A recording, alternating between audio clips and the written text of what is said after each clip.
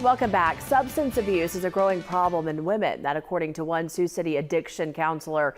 And tonight's Healthbeat 4, KTIV's Claire Bradshaw takes us inside her new sober living home, dedicated to getting women back on their feet. Maybe these girls like plants and happiness.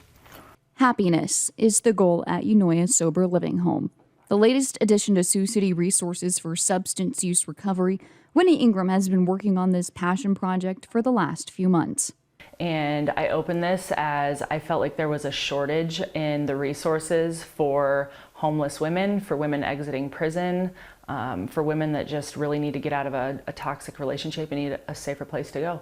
Here, women can come and get on the road to recovery while finding self-worth, something Ingram says many struggle with.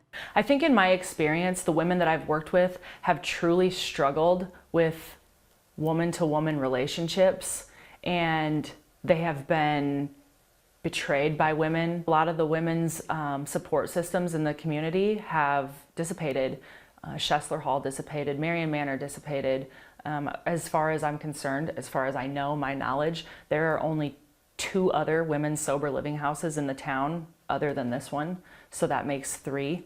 Data from the 2020 National Survey on Drug Use and Health in Women show millions of women struggled with substance abuse disorder and mental illness. More than 17 million women 18 years or older had a substance use disorder like alcohol or illicit drugs. Nearly 26 million had a mental illness. Combined, 7.3 million dealt with both. Ingram has 12 years of experience in mental health and substance use disorder treatment with Family Access Center.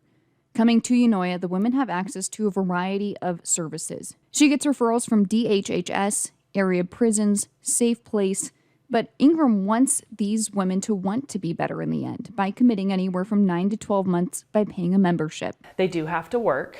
If they can't work or if they're on disability, they do have to volunteer for a certain amount of hours per week. They're required to go to 5 AA or NA meetings per week. I invite them to church every Sunday. Sometimes they go, sometimes they don't. At Unoya, it's a home, their home, a chance to find empowerment. In Sioux City, Claire Bradshaw, KTIV News 4. Unoya is always in need of women's clothing, beds, and furniture for the rooms. You can find Ingram's contact information inside the story right now on KTIV.com.